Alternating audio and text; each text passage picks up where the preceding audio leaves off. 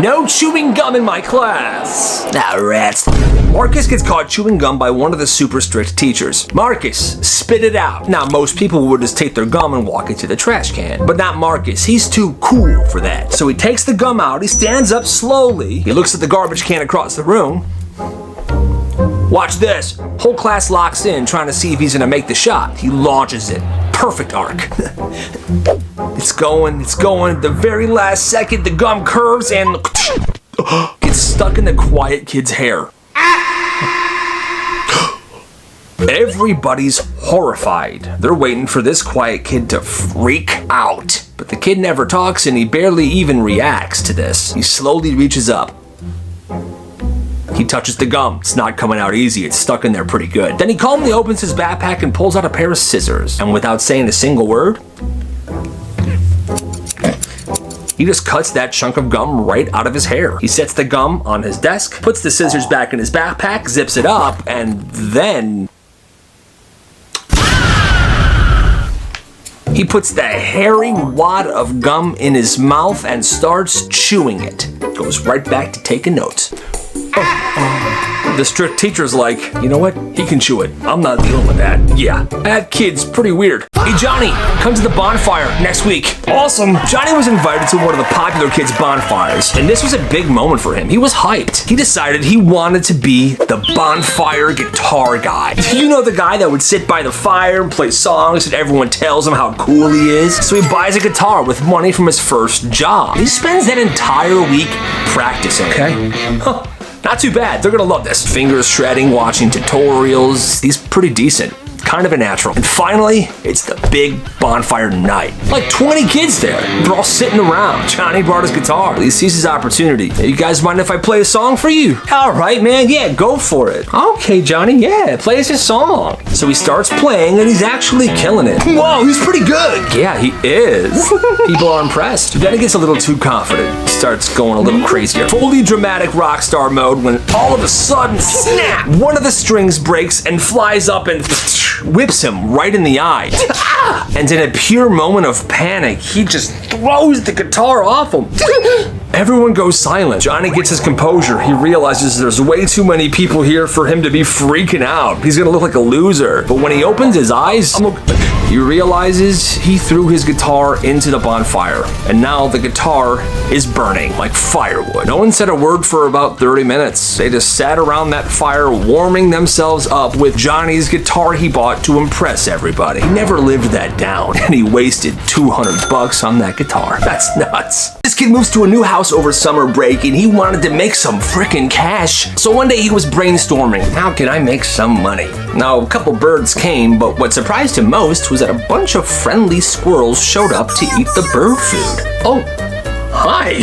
And like I said, these squirrels were friendly. They were eating right out of his hand. They weren't afraid of him at all. Oh my God. And he began to do this every day. And every day those squirrels would be waiting for him outside. After about a week, it wasn't just squirrels anymore. It was ducks and chipmunks and sometimes even deer. And that's when his idea began to blossom. I'm gonna open up a petting zoo. And he did. He told a bunch of the neighborhood kids that if they give him a couple dollars, they can come sit in his backyard with him and play with forest animals. And people did it. He was making decent money. Dude, this is awesome.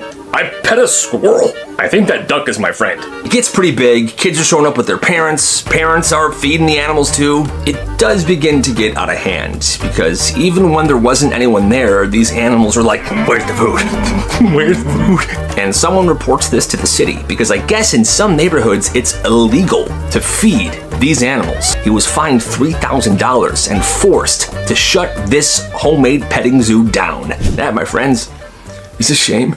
There was a kid in class that never talked, always sitting by himself staring ahead. One day, the kid next to him is trying to be friendly, and he noticed he's got a headphone in underneath his hat. Hey man, what you listening to? Maybe it was music, maybe it was a podcast, he doesn't know. Kid slowly pulls out one earbud and hands it over. Okay, that's weird, but the kid takes it, puts it in his own ear. Oh, you want me to listen? Okay. At first, he thinks it's broken. Then he hears it. 481, 482. What is it's just some guy's voice counting. Kid then pulls out his phone and shows him. The video on his phone said, British guy counting to 5,000. Oh, nice, man. Why do you listen to this stuff? And all the kid said to him was, "It's none of your freaking business, bro." 490 cents. That is so weird. He kept telling the teachers, "I'm getting bullied every day." But they never believed him, or they would just tell him, "You're fine, tough it out." Meanwhile, these kids were making his life absolutely miserable. "You're such a freaking loser, and I'm gonna make your life miserable every day forever. No one's gonna believe that you're actually being bullied, idiot." They're smacking books out of his hands, smacking him in the face, pushing him down, shoving him in lockers. Well, one day he decides enough is enough. So he goes home and he puts on the movie Karate Kid, and he's studying it, practicing moves, learning karate, looking up YouTube videos. He's training every day for like 4 weeks, replaying the movie scenes over and over and over. At one point, he's literally kicking in the air, and the soundtrack's playing in his head, and he thinks, "I've transformed." He starts walking around school thinking to himself, "If something happens, I'm ready." Then the day comes. Hallway after lunch, the bullies show up. "Hey, what's up, loser?" He says. "What's up, idiot?" "I'm not scared of you." "Oh, really? Well, you want to fight?" "Actually, I do." Bully drops his backpack. This is the moment he's been waiting for. They square up.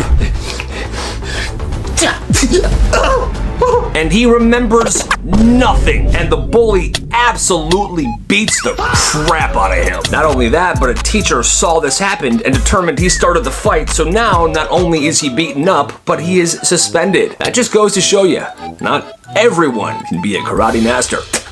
Every winter, this one patch of ice formed outside the side entrance of the school, and nobody ever salted it. And kids figured out something fast. If you hit it at full speed and land just right, you'll just keep on sliding. It was this long stretch that if executed properly, kids could just slide for what seemed like ever. Groups of people were doing it every morning.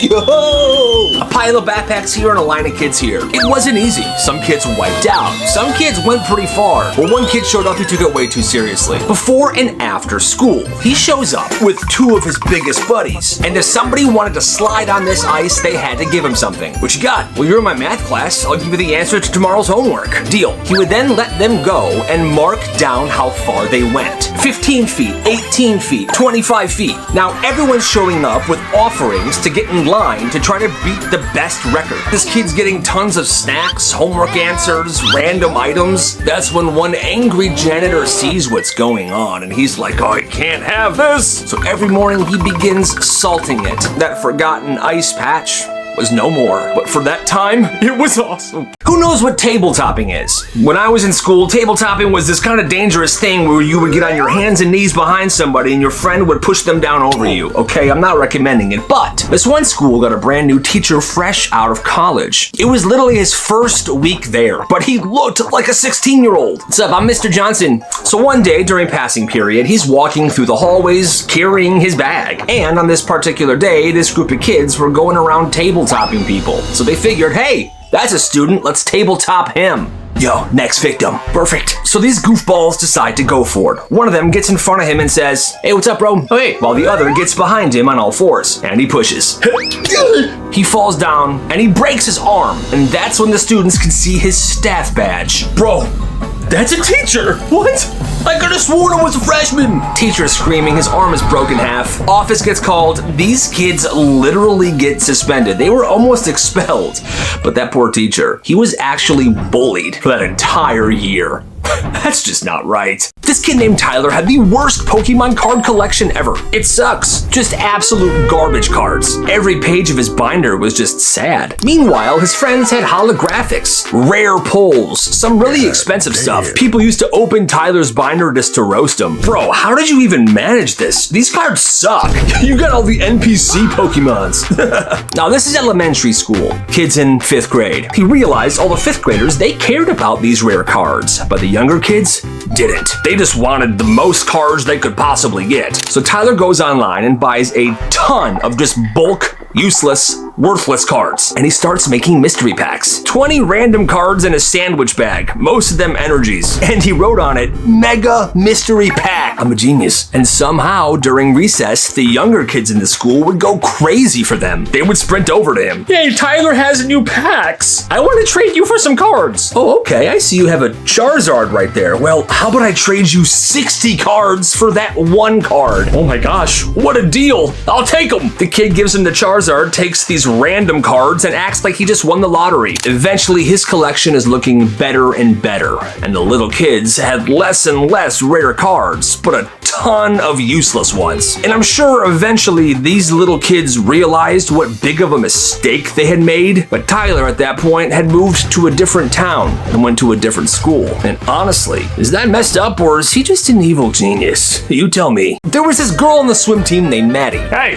And Maddie hated swim practice more than anybody alive, because every day after school, the team had to get on this humid, disgusting bus and drive across town to the Park District pool. The bus had towels everywhere, the chlorine smell always trapped in the seats, some kid always eating goldfish crackers for no reason. They're delicious. They're so good. Then after they get to the pool, 3 straight hours of misery would begin. Sprint laps, flip turns, the coach screaming, "Swim faster, you idiots!" People were literally throwing up after they were done. Then one day during practice, the lifeguard suddenly blows the whistle.